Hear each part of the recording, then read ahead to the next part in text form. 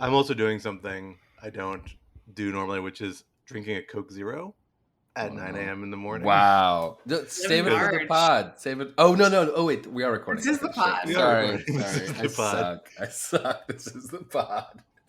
These It's morning early morning morning. recordings really are hard, guys. Look, at my little kid is still on West Coast time, and so is up till 4:30 in the morning somehow, which doesn't correlate to West Coast time. It's not like he was staying up till 1:30 in the morning on the West Coast, but whatever. He's not in a rational place, unfortunately, and therefore neither am I. So I'm drinking a Coke at 9 a.m. How are you guys doing? Better than that. Congrats, Quinta. So It's happy a low for bar.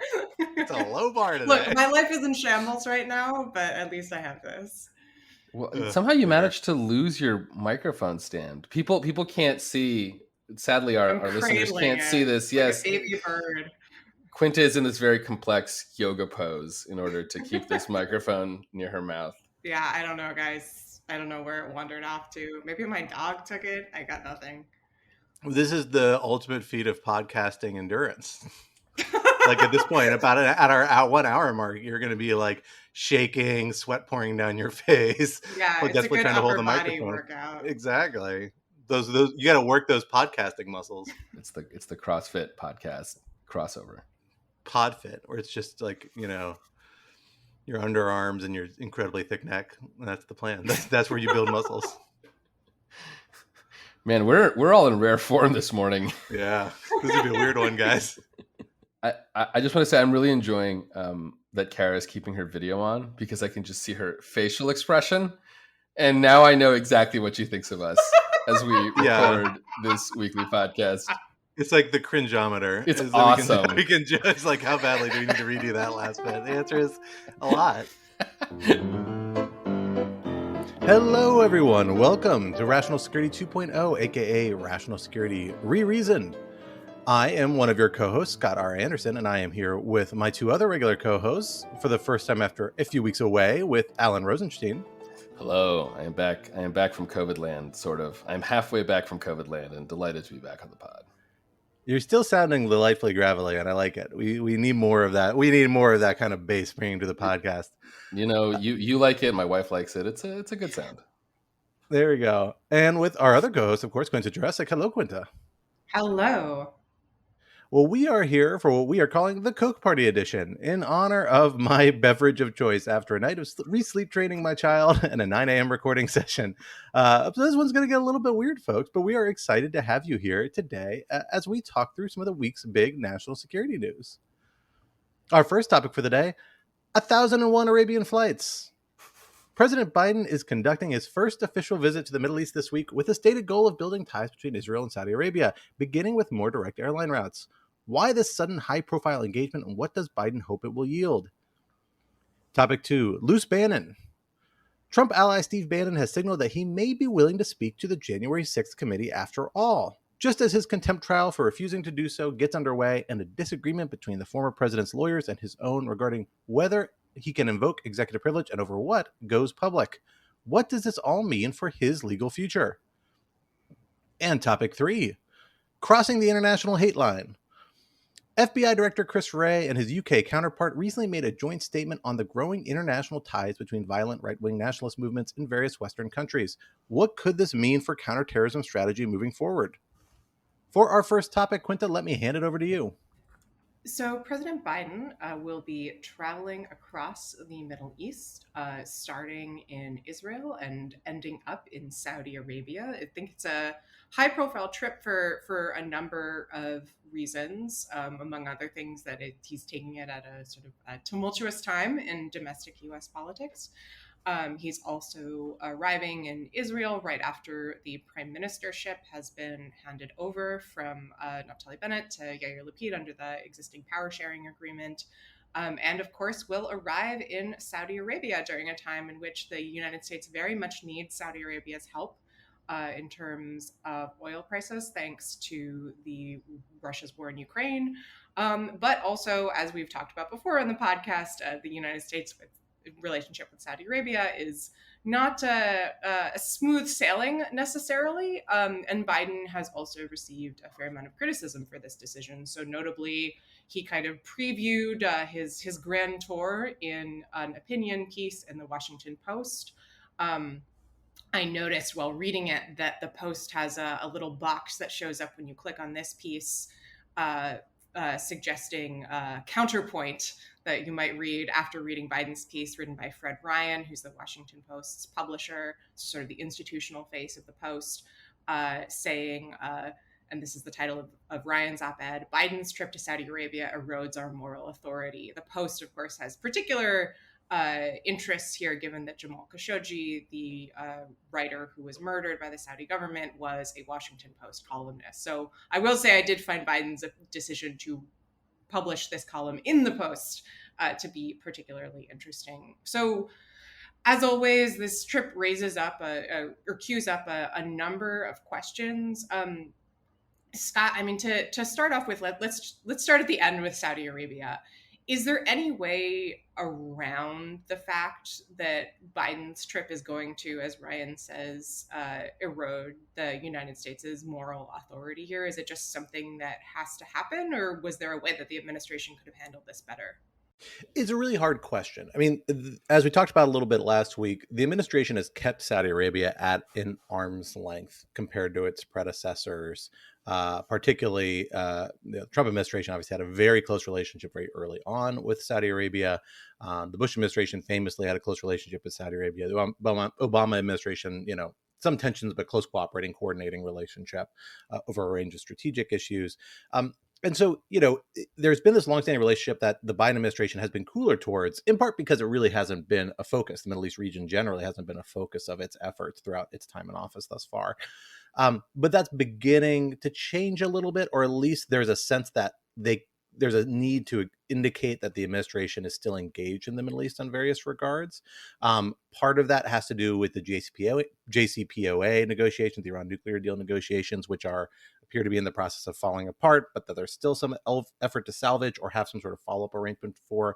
Whatever comes of that, there will need to be regional coordination on, and the Saudis are going to play a major role in that, as are the Israelis. There's lots of issues that there is some engagement that needs to happen on, and in a way, this is the first time in several months that the administration has had bandwidth that it might be able to turn to them, because we, of course, had the Ukraine conflict, and before that, we had the Afghanistan withdrawal and all of the fallout that came with that. There's been a very busy time in office for the Biden administration, and my sense is that this is something that's been kind of on the checklist for a long time, and this is the opportunity for it to come up when they feel like they can engage on some of these items before they hit an important phase, particularly around the Iran nuclear negotiations. Can you avoid losing your moral authority? I mean, the concept of moral authority is a little bit of a subjective one, right? States don't act with total moral autonomy. States have to represent a wide range of interests and can't act in the way we might act as individuals in a particular circumstance.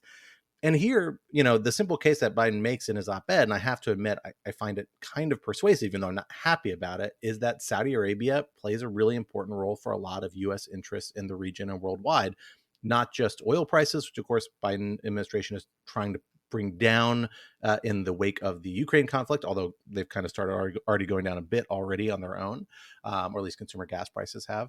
But also on a whole range of other issues. And Saudi Arabia's leadership, there are no signs it's changing anytime soon. So you need that sort of diplomatic engagement. Now, you can do that below the head of state level. That's what we've been doing with Saudi Arabia for a while now. And that's frankly likely to be the continued relationship that we're going to have in the en masse, like in most interactions. I don't think we're going to see Joe Biden walk holding hands with MBS down the runway like we used to see President George W. Bush do on a fairly regular basis when visiting the kingdom. Will he put his hand on a mysterious glowing orb along with MBS? That is the question. That is the real question. I mean, that is a photo we will all go down swinging for. I have no doubt. But I somehow think they're going to avoid that photo. But if not, who knows? Who knows what they have planned? But it's a tricky balance to strike. In my mind, what I suspect is happening here is that they see some face-to-face engagement here as a big chip they can play, and that they're making, frankly, a lot of asks of Saudi Arabia. They want to push for normalization with Israel, not full normalization, but steps towards normalization, both to kind of give a win to the Lapid-Bennett government, I think, to underscore the commitment to Israel. They've been trying really hard to limit international pressure on that coalition so that it has a chance to survive and they avoid a return of Netanyahu in government, which is always a concern. Of course, we just heard the Israelis announce announce elections that they'll be holding in the next few months. So who knows what the fate of the Israeli government and the current coalition or any members of the current coalition is going to be. But so they're trying to get a win for that in terms of some steps towards normalization with Saudi Arabia. They want Saudi Arabia to adjust its gas prices. Those are two pretty big asks, and this is a big chip they have to play in favor there. I don't think we're going to see photo apps. I don't think we're going to see a very warm engagement, but we're going to see direct leader-to-leader engagement, and that's significant. I'm not sure. Well, it's a difficult balance to strike. I'm not sure, using that a little bit strategically is necessarily bad. The thing is, you don't want to cheapen it. You don't want to give it away for free. And the tenor of this relationship has to permanently, I think, be pretty different from the baseline of what it was prior to the Khashoggi killing and for much of the prior 20 years. It's just, that doesn't mean you can't depart from that new baseline. I think that's what this particular case is, precisely because they need Saudi Arabia on some of these items. Yeah, I almost entirely agree with Scott here. I don't find talk of moral authority all that useful. And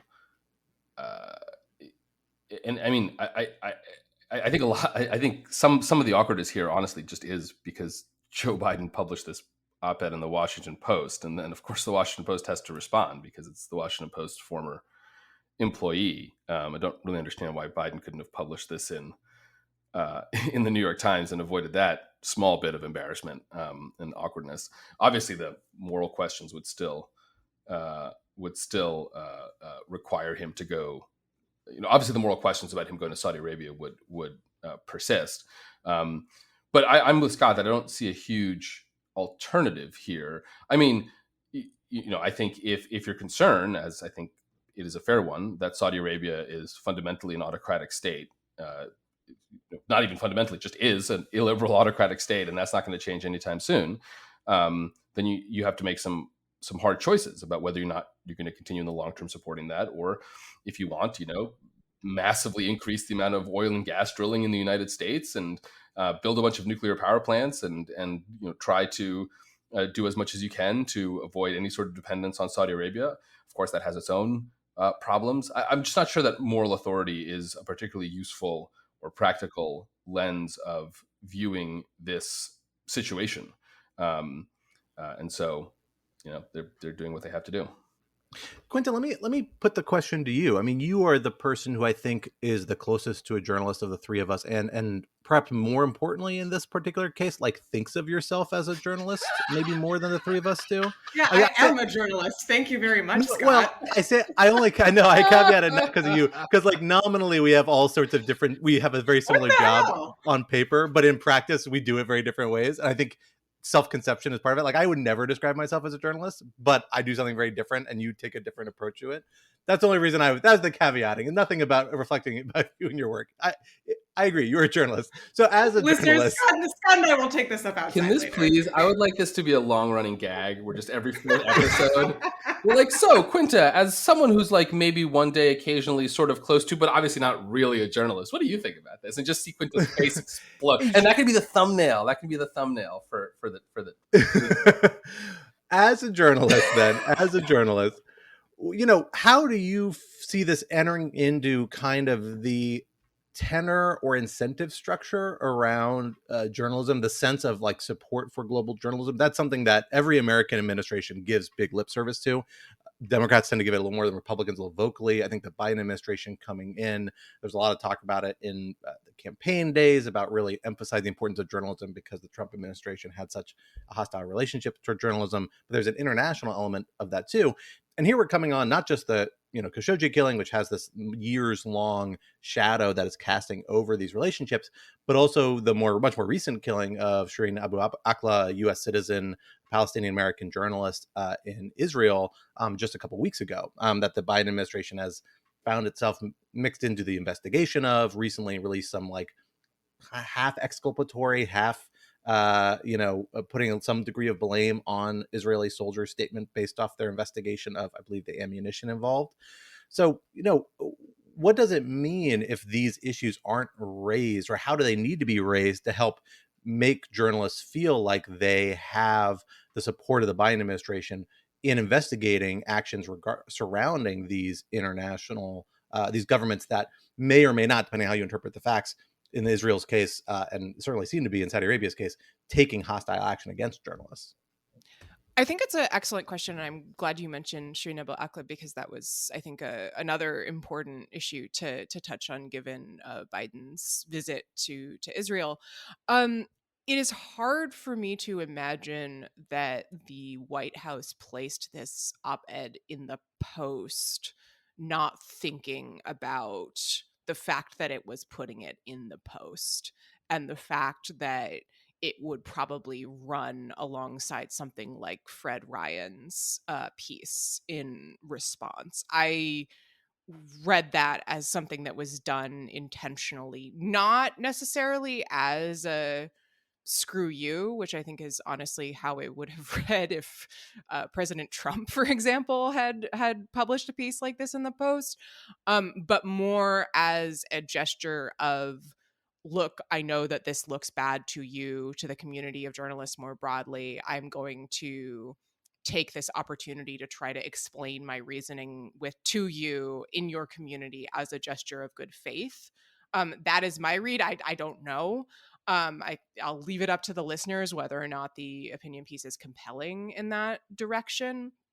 I think it's also important to note that the Post has kind of had uniquely bad luck, really, when it comes to press freedom. So, which to some extent, honestly, is a reflection of how much work they did, and Fred Hyatt, the former editorial page editor who passed away recently, did in building out the global opinion section and getting voices from all over the world. So that was the section that Khashoggi wrote for, Vladimir Kara-Murza, who is a Russian dissident. I think still writes for the section, currently from prison, where he's been imprisoned for speaking out against the Russian war in Ukraine. Austin Tice, who's a freelancer who wrote for the Post, is currently imprisoned in Syria.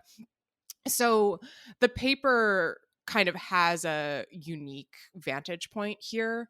I do think it's also, there is a way to say everyone's kind of playing their particular role here, right? As Scott and Alan, as you both have pointed out, the United States government necessarily has different considerations that it kind of has to weigh here.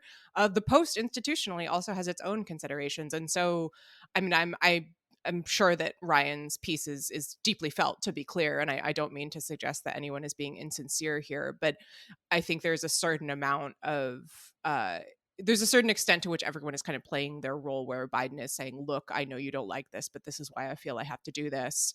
And that it is also appropriate and right for the Post institutionally, in the form of Ryan, to come out and say, we think that this is inappropriate. We think that, it is sending the wrong message. And here is what we would like Biden to do instead. So Ryan suggests that that Biden should meet with Saudi dissidents, for example, to send a message about U.S. care for human rights.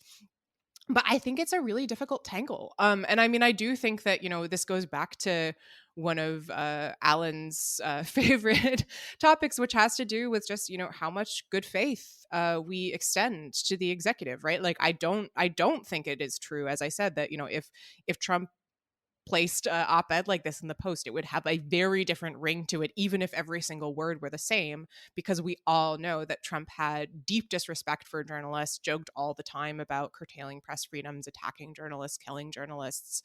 The Biden administration doesn't have like a super rosy relationship with the press, but it is leaps and bounds better than that. And so, given that the administration necessarily has these other sort of political and international considerations that need to go into play, we're sort of left with, once again, the same question at bottom, which is just, how much do you trust the person who is in power? And I think that's a difficult question. I think that's completely right. The one thing I'll add here to that response is that there's always a competition here between the public engagement around issues like this, particularly human rights issues, and the private engagement. Um, you know, People are very skeptical of the idea that anything actually happens behind closed doors around a variety of issues like human rights. Press freedom's kind of fitting into that sort of bucket, and particularly in the Middle East, where frankly a lot of governments have problematic aspects of their records, very problematic aspects of their records around this issue set. That in my experience is not entirely true. The United States government really does engage people on these issues. I think the WikiLeaks leaks, part of the reason they were so damaging is because they revealed the extent to which the US government engages with various opposition groups and human rights groups and victims of human rights issues.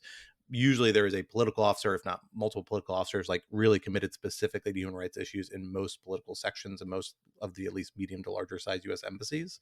And there are people with that as part of their portfolio in the smaller ones. And so there is engagement around these issues. There is often an inclination to make it a more behind the scenes engagement, precisely because the goal is to tamp down and prevent bolder actions that might be undertaken, more damaging actions, as opposed to simply preserving moral legitimacy, to borrow Fred Ryan's language about this. And in some ways, I think that can be justified or is justifiable. Look, you can see what happens when an administration gives a kind of a wink and a nod to a government like Saudi Arabia to do whatever they want, because that's what they got in 2017 from the Trump administration. And it got real wild real fast, right? Imprisoning members of the royal families, blockading neighboring countries, engaging in all sorts of human rights things. And then ultimately the Khashoggi killing is the thing that began to force the Trump administration to reverse its policy. Maybe not the first thing, but the thing that really pushed that policy into the point of saying this is not sustainable. The constant pressure on these issues actually does make a difference, and it does happen to an extent, but it's really unsatisfying, and that doesn't mean it's the higher enough of a priority. And there are issues where it doesn't happen as much, where it can be compromised a lot, particularly when you see kind of fudging around facts or a kind of mudding of the factual record about what happened. I think that can often be a sign that there's not as much serious engagement around something. I think that's I don't know what the actual facts were, but that I found out a little bit concerning in the Abu Akla case, is that it seems that the factual record is very muddy. The Biden administration hasn't really helped clarify it despite being directly involved. And that's a problem. Now, maybe they can't. Maybe there's legitimate reasons for that. But at the same time, it's just, it hasn't led to a super clear policy in that domain, and it could be clear. But again, it's in the situation, the Biden administration, where it's trying to bolster and maintain very visibly good relations with the current government there. Frankly, I think probably to bolster its case domestically, and to build a relationship with Israel that isn't as colored by the unique Netanyahu Trump dynamics of the last couple of years. The op-ed that's in the Washington Post, it reads not super persuasively because it's not a super coherent case. It is essentially a bullet list of like, here are all the interests we have to kind of cover in the Middle East, and here's how we're kind of doing something for all of them, but not doing everything for any one of them. But that is so often what international diplomacy looks like, especially in the Middle East, where there are such complicated dynamics and complicated interests at play. And so, I'm not surprised to see it this way, see the op-ed lay things out the way it did. That tracked pretty much what I expected. And I'm not convinced it's completely wrong, particularly for an administration that does not see the Middle East as a priority and doesn't want to commit political resources to really moving the ball in a major direction on anything. It really is, its goal is to maintain its stability and provide opportunities for progress and small p progress on a variety of fronts that stability can provide. And from that perspective, it makes a maybe persuasive case, but it's not a very satisfying case. Yeah, Scott, I want to ask you another question, and specifically about the Israel part of this trip, and not really about the Israel part of the trip as much as just the Biden administration's approach to Israel generally, right? So there's a perception, I think correctly, that the Trump administration was about as pro-Israel, or at least pro a certain right-wing view of Israel, as pro-Likud. Sort of one can imagine. Yes, pro-Likud. I think that's a nice way of putting it. And then one thing that's been notable is that the Biden administration, though, in some sense, a bit of a correction, hasn't really fundamentally changed that approach, right? And so from an Israel perspective, this is a very, very nice period in Israeli-U.S. Relations. And I'm curious, what you ascribe that to. In other words, do you think that this continuation of the Biden administration, of the Trump administration's approach to Israel, is a conscious decision, or it's really a reflection that Israel itself, through a number of its own initiatives over the last 5-6 years, has so improved its position within the Middle East and with respect to a lot of its neighbors, especially given that there's surprising amount of coalition between Israel and a lot of Middle East countries in opposing Iran, that really the Biden administration, perhaps for the reasons you mentioned of trying to spend less time and energy in the Middle East, is sort of going along with Israel's increasingly prominent position in the region, and that is sort of part of what explains its hesitance to kind of cut back on the Trump administration's support for certain more right-wing elements of Israeli policy. It's a really good question. You're absolutely right. I mean, there's been a lot more continuity than people might have expected between the Biden administration and the Trump administration. Particularly, we've seen, no effort to return the embassy to Tel Aviv. The U.S. embassy remains in Jerusalem. There has been an effort to try and rebuild a direct diplomatic channel to the Palestinians, but they have not reestablished the consulate in Jerusalem, in part because that would require permission, most likely from local authorities. Practically, if not kind of international law wise is a little more ambiguous. Practically, like if the Israelis don't want you staffing or buying land, they're not going to let you do it. And they kind of control the cards in that regard. And so, but they've restored a kind of direct channel to the State Department through the Palestinian Affairs Office. It has a new name that I think it is the Palestinian Affairs Office is the new name. It used to be the negotiating unit. If I recall correctly. So, they're taking these steps, and really it has seemed to me like the goal of the Biden administration thus far has been to rebuild U.S.-Palestinian relations to kind of a, status quo anti-Trump, right? Saying we're going to go back to a situation where we have meaningful diplomatic relations. We do provide foreign assistance to the Palestinians directly. We support Palestinian-Israeli security cooperation, which took a major hit inadvertently by Congress when it enacted a particularly problematic law, the Anti-Terrorism Clarification Act that I wrote a lot about back in the day. That we're going to try and restore all these efforts and then bring things back to that sort of stage of where they were at 2016. That itself was a really problematic stage for a lot of people. Among other things, it meant that Israel was still taking and has continued to take these kind of incremental steps, not always so incremental, but progressive steps to assert more and more control over territory that the international community considers part of the West Bank and part of, at least very credibly claimed by Palestinians being something that should be part of its state eventually, if and when the two-state solution amounts to anything. The Israelis keep kind of chipping away at what that means. Meanwhile, they really control big swaths of the West Bank, so the Palestinian Authority has trouble internally kind of governing.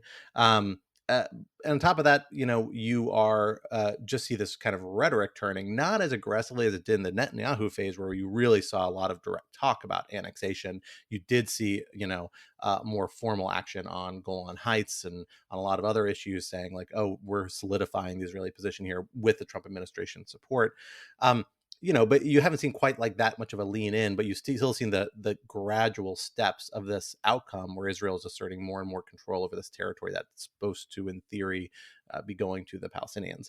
And this is why a lot of people say the two-state solution isn't a realistic solution, even though all the political actors are still bought into it now. It's rapidly going to the point where it's a failure. And, that is a point where Israel puts itself, in my view, at least, in a really difficult position. Like, the only reason Israel can get away with not allowing Palestinians to vote or giving them political rights or giving the full basket of rights of other people in line with modern human rights standards is because they say, well, but they're really part of a separate polity, or they're, part of an occupied territory, although that becomes very controversial and fuzzy on a lot of different lines, but they're essentially in a different political category. When the two-state solution stops being a possibility at the end of the horizon, and it's arguably already stopped being a possibility, if not, it's very close to the kind of the line where that's no longer a credible claim, then what does Israel say? How do you say with human rights standards that we have a huge part of our population in our borders that we're not giving full political and legal rights, which Israel doesn't want to do because it wants to maintain its identity as a dominantly Jewish state? it puts itself in a really difficult position. And so, this was something that a lot of Israeli politicians were very sensitive to. This is a reason why, they withdrew from Gaza. There was an effort to withdraw from West Bank in the 90s and the 2000s. That there was this effort to say we're going to actually seriously begin to establish a two-state process, because a one-state process doesn't actually play in our favor. And then that never got that option got kind of pulled back over generations of political leaders who for domestic political reasons found it better to say, well, we're going to talk about a two-state solution, but really we're going to keep undermining it. And I just not try to actually get somewhere productive there. At some point, you can't just try and rebuild a relationship with the Palestinians and think that gets to a productive state.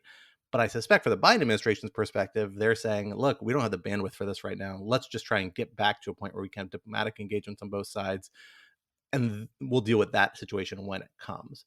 And that's not unusual. Like every, frankly, presidential administration basically deals with Israel-Palestinian issues right as it's about to leave office and tries to come up with some sort of legacy deal that never really amounts to much. So I suspect we'll see a lot more talk about this over the next 2 years, particularly as the Biden administration's legislative agenda begins to fail and they're looking for foreign policy victories. The odds of making success is pretty low, because at that point, you may be headed out of office and your commitments have that much less credibility. But it's this kind of vicious cycle. William Quant, a guy who's a former NSC staffer, wrote a great book about this in the 90s, making this thesis, and I think it's held up really well since then. So yeah, long story short, I'm just not sure we're likely to see much progress on this front. But I think that the logic for the Biden administration at this point is just very low hanging fruit. They have a very limited goals, and evaluating their actions against those goals, I think they've actually been fairly successful. Moving on to a question about some influential and problematic figures overseas to some influential and problematic figures at home, at least once upon a time. Let's talk about one of our favorite friends here at Rational Security, one Mr. Steve Bannon. Steve Bannon, former Trump administration advisor, close ally of former President Trump, is, of course, on trial for contempt of Congress for refusing to cooperate with subpoenas issued by the January 6th committee. And that trial got underway this week against the backdrop of two pretty significant developments. On the one hand, Bannon came forward and said, in fact, after months and months of stonewalling, he actually is willing to testify to the January 6th committee, the scope of which is a little unclear. There's an inclination indicated that he preferred to do so publicly, if possible, which kind of echoed a condition of Stuart Rhodes, the founder of Oath Keepers, who also said he'd testify before the January 6th committee, but only publicly. I suspect this might be a little bit part of a new strategy that people are settling on about how to try and undermine legitimacy January 6th committee. But the committee, to our knowledge, has not taken Bannon up on that yet. And then we saw an interesting filing come forward in court relating to correspondence between Bannon's lawyers and Trump's lawyers, making clear that there was daylight between what President Trump, or at least his lawyers, suggested Bannon could invoke executive privilege for, and what Bannon actually tried to invoke executive privilege for, or the extent to which he argued executive privilege allowed him to completely disregard engaging the subpoena process. And this kind of culminated with this offer from Bannon indicating that President Trump had decided that he would waive whatever executive privilege he could assert over whatever Bannon would want to testify on. Although, again, I think the scope of that is a little unclear to this day. Quinta, you are, of course, watching this trial very closely, as are many of our lawfare colleagues. Tell us a little bit about how significant these developments are and what we think they mean for the trajectory both of Bannon's trial and of the broader January 6th investigation. So there are a lot of different things going on here. I should say that the trial has actually not started yet. We're still in pretrial proceedings. The trial is set to start next week. The activity that we saw on Monday had to do with a judge ruling on a great number of pretrial motions from Bannon. So I don't even know where to begin. This has become an extremely tangled situation thanks to the game that Bannon has been playing, I think, unsuccessfully. So the background here, of course, is that Bannon was held in contempt of Congress, indicted, I think, in November 2021 for essentially refusing to hand over documents and come in to testify in front of the committee. His grounds for saying that was that executive privilege prevented him from doing so. Now, you might ask, what executive privilege? Great question. Bannon was a podcaster at the time of January 6th. As far as we know, OLC has not yet weighed in on whether podcasters enjoy executive privilege. It's also not clear whether Trump. Presumably, we argue that they do, of course. Oh yeah, definitely. I mean, look, leave it to For the OLC, record. man. They'll get there eventually. So it's also not clear whether or not Trump actually invoked executive privilege. I should say I'm being a little flippant here. Our colleague Jonathan David Schaub has gone into that there are some arguments that folks outside the executive branch could potentially have privilege in conversations with the president, but I don't think Bannon that is really the case here. So the long and the short of it is that Bannon has been trying to argue that he acted based on the advice of his counsel, based on this set of OLC memos about the scope of executive privilege, and thought in good faith that he did not have to provide this material. The rulings that came down on Monday were really a rout for him on that front. So the judge ruled that Bannon's only defense really is that he can argue that he misunderstood the due date of the subpoena or thought it had been extended, which I don't think that he had argued previously. The judge also ruled that he can't challenge the composition of the select committee because which he'd challenged on the grounds that House Minority Leader Kevin McCarthy hadn't appointed anyone. So there are a number of other rulings, but the bottom line is really that this was just pretty brutal for Bannon's defense to the point that Bannon's lawyer David Schoen at one point said, and I quote, "What is the point in going to trial here if there are no defenses?" Which I think is a great question that Bannon maybe should have considered before he defied the subpoena. So all of that is a really long wind up to kind of get us up to speed on the Bannon situation. I, for one, would not expect him to see him testify in public in front of the select committee. I think that there's been some reporting indicating that this may have been an idea that came to him, perhaps not just because the prospect of some time in prison for contempt of Congress seemed unappealing, but also because Trump is mad that nobody is kind of defending him before the committee. The committee has been so unbelievably tight and regimented in how it's presented evidence that I find it pretty hard to believe that they'd want Bannon, much less Stuart Rhodes, to kind of come up there like a loose cannon and you know, introduce some substantial element of uncertainty. So my sense is that this is kind of the end of the road for Bannon. I mean, the judge is not going to continue the trial. It's set to go to trial next week, and it seems like he doesn't have many defenses left. Quinta, so first of all, thank you for that that overview. I think I finally understand what is going on in this, despite having tried to read like 7 articles of preparation for this segment. I am curious though for your thoughts on why the judge ruled the sort of the specific way that he did on some of these arguments from Bannon. The rejection of Bannon's attempt to argue that the committee is improperly constituted, that makes a certain intuitive sense to me, just because traditionally, right, Congress really gets to do whatever it wants to do in terms of its own procedures. So I can totally see why the judge would not be interested in Bannon trying to make that argument to the jury. I will say I was a little surprised, and my sense is that Roger Parloff, who was live tweeting this for Lawfare, was also somewhat surprised that the judge gave such short shrift to the idea that, well, Bannon thought that based on OLC precedent, which is pretty expansive, that he did not have to comply with these subpoenas. I mean, do you have a sense of why the judge refused to let Bannon raise that? I mean, was it just about the circuit precedent at issue, or did the judge sort of really believe that that would be kind of inappropriate for Bannon to raise to the jury? Because as you point out, and as Bannon's own lawyer points out, I mean, that leaves Bannon with basically nothing. I mean, I would not be surprised if this all ends in a plea agreement immediately, because what does he have to argue at this point? Right. It's a great question, and I don't know. I'll definitely recommend Roger's writing on the Bannon case and his tweet thread from yesterday to listeners. He's been following this much more closely than I have. Certainly it does seem like the judge was pointing to circuit precedent that he felt was binding here. So he points to a case US v. Licavoli in the DC circuit, and said, according to Roger, that this is Judge Carl Nichols, I have serious reservations with that holding, but I'm bound by Licavoli and its holdings. So that's kind of it.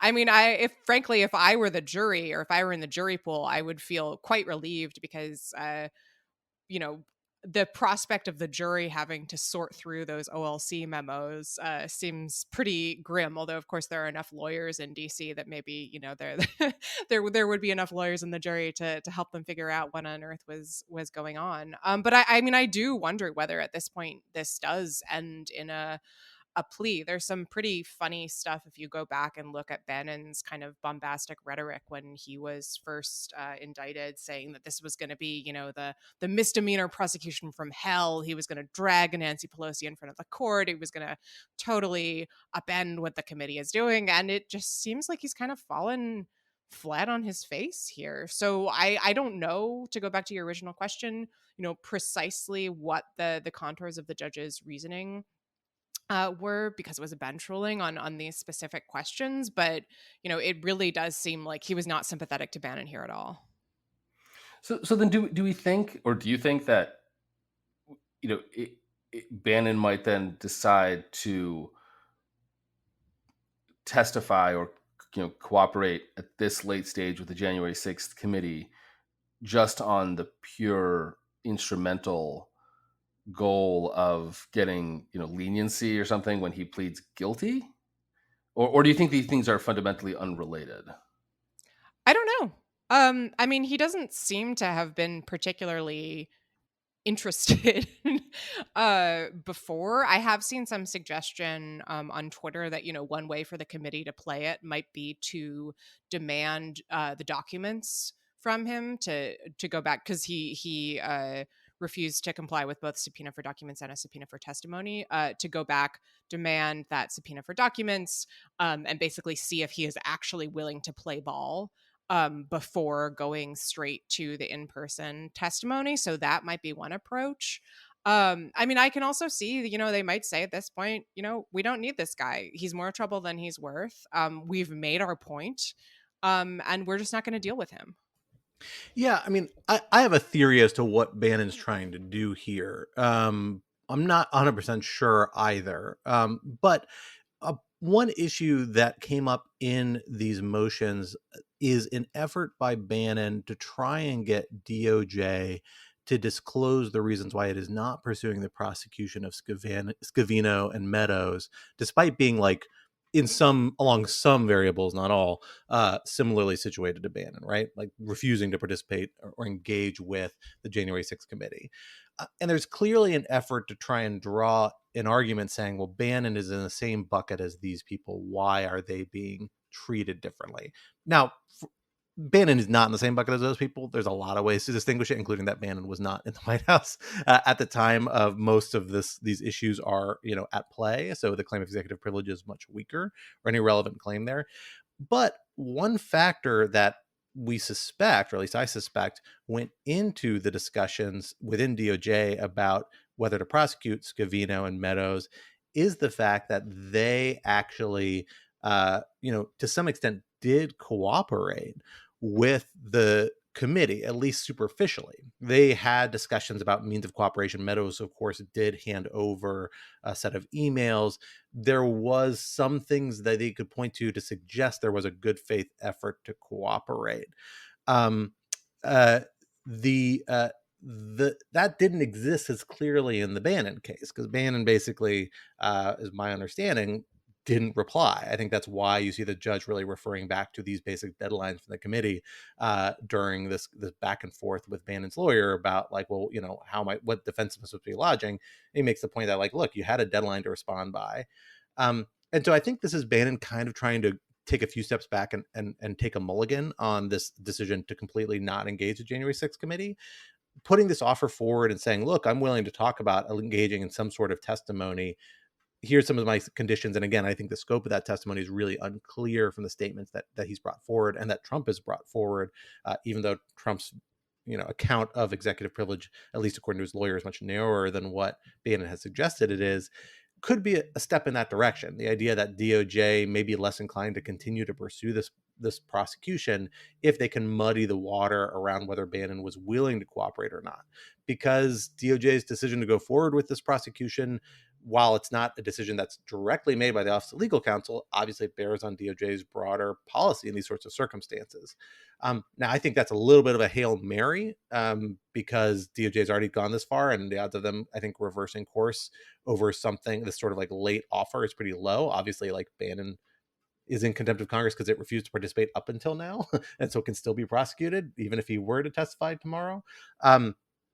But that's maybe most of what Bannon has left, and clearly that is a line of defense they're interested in pursuing that I don't think is foreclosed from what Nichols has ruled on thus far.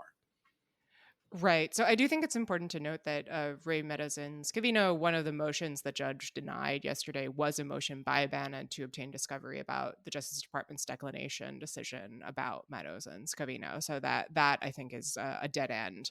And he also can't introduce evidence to that effect. It does seem like I agree that he was attempting to muddy the waters here. There was some speculation before DOJ weighed in that this might complicate things. DOJ seems to be saying, damn the torpedoes, full speed ahead. This is, he had a deadline. He missed the deadline. He was on his podcast crowing about how he wasn't going to comply. Dems the brakes, essentially. And given just the scope of the judge's rulings yesterday, I find it difficult to imagine how Bannon could make that defense. I mean, maybe he'll try, but it really does seem like I agree with you, Scott, that is what he was trying to do here. I just think he got outplayed, frankly. Well, so I don't think this is a legal defense. This is a meta legal defense, right? I mean, and this is what we see Bannon and the people around Bannon do pretty savvily in a lot of different regards, although I think they're kind of realizing that these strategies are maybe reaching the end of their rope these days. It's not an effort to necessarily win in the courtroom. It's an effort to both generate public outrage and shape the public narrative about what's happening here. And then through that to put pressure on the Justice Department, on others that limit their actions or shape their actions. And that's how this feeds in here. Like this motion to try and get like declination memo is wacky. Tell Alan, correct me if I'm wrong, but my understanding, my limited experience with criminal trials is that it's pretty wild to go out and say, hey, we wanted DOJ internal memos about why you chose not to prosecute somebody else, particularly because you can factually distinguish these sorts of cases. And I don't think that they made this motion with any realistic expectation they were going to get it. They're building it because they want to be able to build the public case saying the Justice Department's very specifically going after Bannon because it's part of this continued deep state or, democratic prosecution of people in this political movement. And that the more outrageous, the more controversial, the more politically damaging they can make pursuing these prosecutions, that's the thing that's going to affect those meta incentives for how DOJ chooses to pursue it. Now, again, I think the ship has probably sailed for Bannon. I think there's a little bit of a Hail Mary, but I also think it enters into the calculus for DOJ for, future prosecutions it may pursue, including going to Trump. So I think it's still part of what these people are doing, whether, coordinatedly or more likely, frankly, kind of parallel reasoning or independently. Again, we saw Stuart Rhodes make a really similar offer last week. And why is Stuart Rhodes saying he does it in his kind of self-righteous way that he kind of approaches things as the founder of the Oath Keepers. And he says, hey, look, I'm willing to testify, but you got to let me do it publicly. That's a crazy thing for the January 6th committee to do. Of course, they're never going to do it. But by forcing them to say no, he can start spinning this narrative saying, well, I was willing to testify, and the January 6th committee is just afraid of letting somebody else have the mic. They're trying to shape this narrative, and what they're telling you isn't true. And this, to me, reads a lot like that sort of effort. Not a legal defense as much as using legal processes to shape those broader political narratives and change the incentives around what the government's doing. Oh, I completely agree. I just don't think it's going to work. Oh, I agree with that too. But it does make things a little more painful for DOJ potentially. But not that much more painful in this case. Bannon's just a harder case. But he did see DOJ balk at Scavino and Meadows, and that opens the line for him to say well, here's one avenue we might have a defense. If DOJ hadn't balked there, frankly, we would have seen probably Scavino and Meadows making these arguments, and Bannon would have been even further up the creek without a paddle. So from domestic terrorism to domestic terrorism, Let's talk about our third topic. Domestic terrorism goes international. So, as Scott mentioned at the top of the show, last week, the FBI director, Chris Wray, participated in an unusual and very interesting joint press conference with his British counterpart, Kevin McCullum, who is the head of MI5, in which Wray warned that domestic terror cases are increasingly taking on an international component. In particular, racist or neo-Nazi ideology is very popular on the internet, as is sadly all things are popular on the internet, and that it increasingly flows across borders as extremists and would-be terrorists all sort of egg each other on. There are a depressing number of examples of this. Maybe most recently is the Buffalo shooter, who in May killed 10 Black people at a grocery store in Buffalo, New York. And he apparently was inspired by the 2019 Christchurch attack on two mosques that killed more than 50 people. And in fact, if you look at the Christchurch attacker, that person was himself inspired by events that happened outside of New Zealand. So, Quinta, I want to start with you, and I want to start with the role of the internet and social media, right? As to quote your Arbiters of Truth co-host Evelyn Duick, right? Everything is a content moderation problem, and I think this is a nice example of that potentially. Is what we're seeing in the increasing internationalization of domestic terrorism just a kind of predictable consequence of social media's attempt to create one giant global community? I'm not sure I would go that far, but it does seem difficult to disaggregate, right? And again, I mean, I think it's always difficult when we have these conversations. We have to keep in mind people communicated before the internet. They passed information to one another before the internet. That information was often bad. So, of course, a famous example of this is the Turner Diaries, a sort of far right extremist, I think, white supremacist American novel that was kind of passed around as samizdat of a sort in white extremist circles in the United States, which well predates the internet. But what the web allows is it allows this information to spread much more easily. It's easier to access it. It's easier to communicate with and find other people who are interested in it. And so it does seem difficult to untangle the role of the internet from the fact that, the shooter in Buffalo was inspired by the shooter in Christchurch, who was inspired by Anders Breivik, the Norway attacker, who himself was inspired by sort of a mix of ideologies that he assembled from, sources outside Norway. And it's a genuinely difficult problem. And to be fair, I mean, look, platforms have done a lot since Christchurch to try to better position themselves to respond to these kinds of things, but it's really hard. And we saw that in the aftermath of the Buffalo shooting. If you recall, there was video of the shooting. There was the manifesto written by the killer. Platforms were sort of doing their best to take it down under some procedures that were more broadly implemented after Christchurch when there were similar difficulties came up, but it wasn't that effective. And partly that's because it's just really complicated. And I do think that this just points to kind of the difficulty of living in a interconnected world. I mean, I was struck reading about this press conference by Christopher Wray and Ken McCallum, who's the director of MI5, how similar it actually seemed to a Lawfare shout out, a piece we ran on Lawfare after the Christchurch shooting by, among other people, Nick Rasmussen, who used to run the National Counterterrorism Center, along with Joshua Geltzer and Mary McCord, writing about how what we once thought of as domestic terrorism is now international, and writing about what the government would need to do in order to address this. So one of the suggestions was expanding the mission of the National Counterterrorism Center, NCTC, more broadly. I don't believe that that's happened unless I really missed it. So I'm glad that Ray and MI5 are thinking about this, but the story did give me a bit of pause and kind of making me wonder, is this really new? Maybe it's just, gotten to a point where they want to bring attention to it and want to make clear that these law enforcement agencies are looking at the problem. But it did raise my eyebrows a little. Scott, I'm curious for your thoughts on sort of a related question, which is whether you think that if as a actual matter, the line between what is quote unquote domestic and quote unquote international terrorism is harder to maintain, at least as we investigate these different incidents, is the legal distinction that is so central in American law. I mean, to the extent that, for example, there is no actual substantive crime of domestic terrorism that you can be punished for in the way that there is for international terrorism. Should we just get rid of this distinction entirely and just call terrorism terrorism and just not worry about whether it's coming from inside the house, as it were?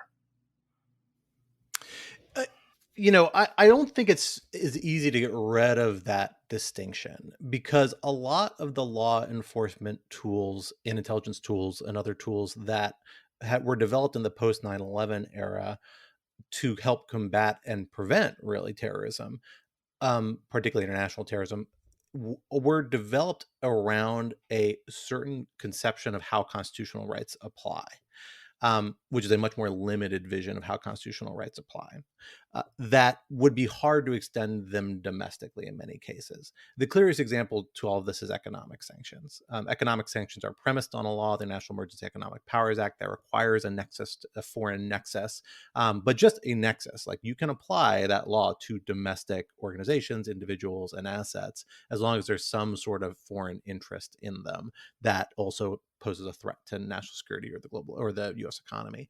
So it wouldn't be hard to draw that sort of tie here. And we actually saw in the first decade after the 9/11 attacks actually an effort to apply it domestically to a variety of groups, particularly different types of Islamic charities that authorities argued were tied to international terrorist groups, particularly Hamas being the specific one.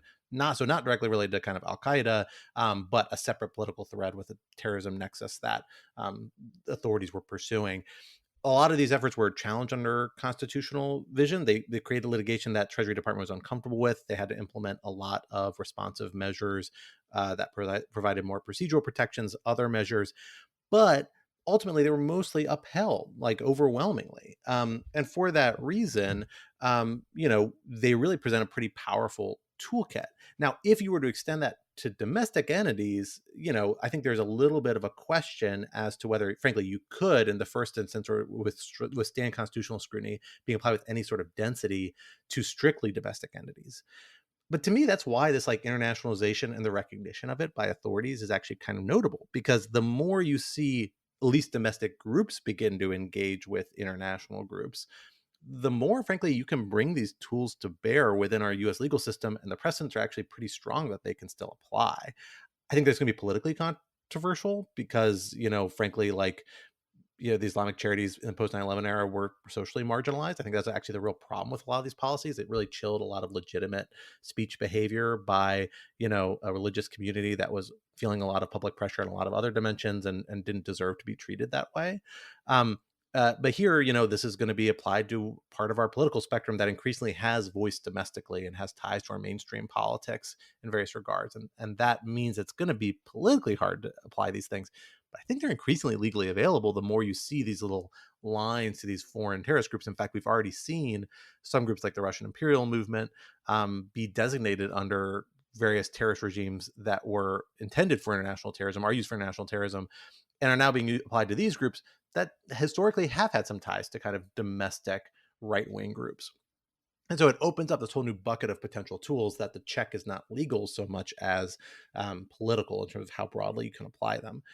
The difficulty here, the cases that we're talking about Christchurch and the Buffalo shooting and the other shootings that have come into play here, and that were a big focus of the speech.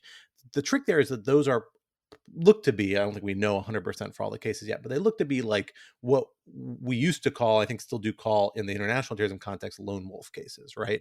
These are cases where an individual was motivated and incentivized by information they found online without direct coordination or without organizations engaging in economic or other engagements that are susceptible to these sorts of tools. So these still present like a big difficulty. That was also true in international terrorism. Like lone wolf cases were always the hardest case, and the case that counterterrorism officials always said, man, these are the ones we like don't know what to do about, because we have First Amendment protections that make speech available. We can't, and nobody really wants to get rid of those or diminish those. There is a platform moderation question, but there are inevitably channels by which you can kind of get some of the stuff eventually, and people are going to act on it, and they don't, they can access guns their own in our country, and once they can do that, like, they can execute on these things. And so I don't know if those tools really make a big difference in these cases, but insofar as you're seeing the efforts to build a global community or interactions between these nationalist groups in different countries, the extreme right-wing groups, and not all nationalists, but using that as kind of descriptor, like, that makes them able to target in a way that we are gotten very good at in the post 9/11 era, but to an extent that, again, is going to raise really hard political questions domestically for a lot of people. Although personally, I don't have a huge problem with beginning to explore some of these tools and level them, because there is an actual genuine, transnational threat, in my view, in this area. Yeah, I mean, for what it's worth, my view is that the distinction between domestic and international terrorism as a actual matter is not particularly useful, but that as a legal matter, it is inevitable, especially given the sort of giant international terrorism legal and bureaucratic framework that we developed after 9/11. And so if what it takes for law enforcement to deal with domestic terrorism more seriously, either to be convinced to deal with it more seriously, or just to be able to have the tools and resources at its disposal, is the framing or finding within what we would traditionally call domestic terrorism an international component as kind of a hook. I think that's fine, and I think this is one of these areas where kind of some analytic imprecision is worth the practical improvement in the government's ability to take a hard line against quote unquote domestic terrorism, even if it has to recast it a little bit as international terrorism. Well, folks, we are unfortunately at the end of our time, meaning we will have to leave the conversation there for now. But this would not be Rational Security if we did not leave you with some object lessons to think about and ponder over the course of this coming week. Alan, let me hand it over to you to share our first object lesson. So my object lesson, and again, I am the guy whose object lessons are all spy television shows. So I have a new spy television show, everyone, which is excellent. It's called The Old Man. It is a FX show, though you can stream it on Hulu because who has cable anymore? It stars Jeff Bridges as a former CIA operative whose past comes to haunt him at the ripe old age of, I think he's in his 70s, both the actor and the character, though that does not prevent him from kicking a lot of ass in kind of charming grandfatherly way. John Lithgow, who's just amazing, plays the kind of high-level FBI official who has a past with him and is now trying to catch him. And Alia Shaukat, who played Maybe on Arrested Development and is a wonderful, wonderful actor, and I think is sadly kind of underused in Hollywood and on TV, plays a very important role. I will not say more about what the role is because then I'd be giving away some spoilers. But it is a great bingeable spy show. Highly recommended. The Old Man.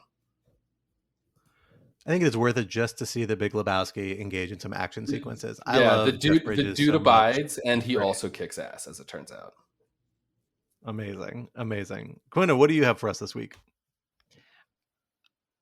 I have something from 1880.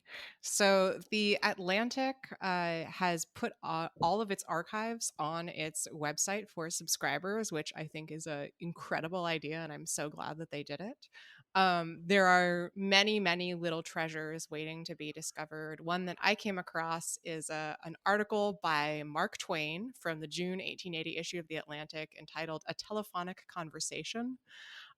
Charlie Wurzel, who writes a newsletter for The Atlantic, described this as an old style gadget review, which is exactly what it is. And it opens, I consider that a conversation by telephone, when you are simply sitting by and not taking any part in that conversation, is one of the solemnest curiosities of this modern life. And Twain goes on to describe an interaction where he hears a woman having a call on the telephone and finds it, deeply absurd in the ways that telephone calls, of course, always kind of are, but that is perhaps more initially apparent in 1880 when the entire concept of a phone call is a new development. So highly recommended. It's a delightful little piece of humor writing. Could do without some of the sexism, but that's okay. It's 1880. And more generally would just recommend spelunking and the Atlantic Archives. There's some really delightful stuff in there, and I plan to spend some time sorting through it.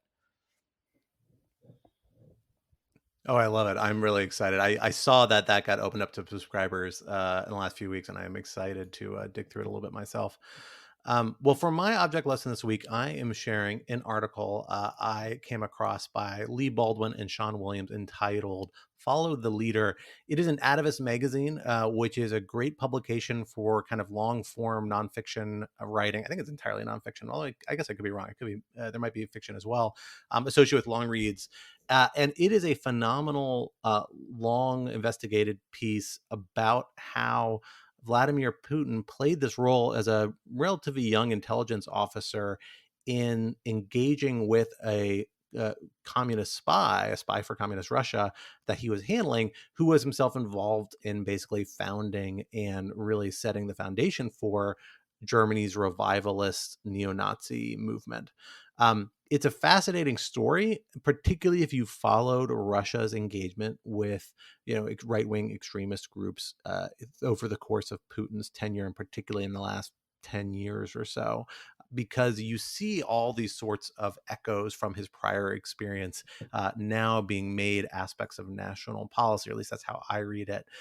It is a phenomenally well done piece, really interesting. I always think atavists and long reads have really interesting stuff, and I don't check them as regularly as I should, because every time I find something, I'm like, oh man, I need to put this on my regular look them up and see what they're up to list. So I strongly recommend folks check that out. Again, it is called Follow the Leader in Atavist Magazine, the most recent issue. Well, folks, that brings us to the end of this week's episode. Rational Security 2.0 is, like its forebear, a production of Lawfare. Follow us on Twitter at RATL Security, and be sure to leave a rating or review wherever you might be listening. While you're at it, visit lawfareblog.com for our show page with links to past episodes, for our written work and the written work of our other Lawfare contributors, and for information on Lawfare's other podcast series, including our special series on the January 6th investigation, The Aftermath. Be sure to sign up to become a material supporter of Lawfare on Patreon for an ad-free version of this podcast and other special benefits. Our audio engineer and producer this week was Kara Schillen of Goat Rodeo, and our music, as always, was performed by Sophia Yan. And we are once again edited this week by the wonderful team at Goat Rodeo. On behalf of my co-hosts Quinta and Alan, I am Scott R. Anderson, and we will talk to you next week. Until then, goodbye!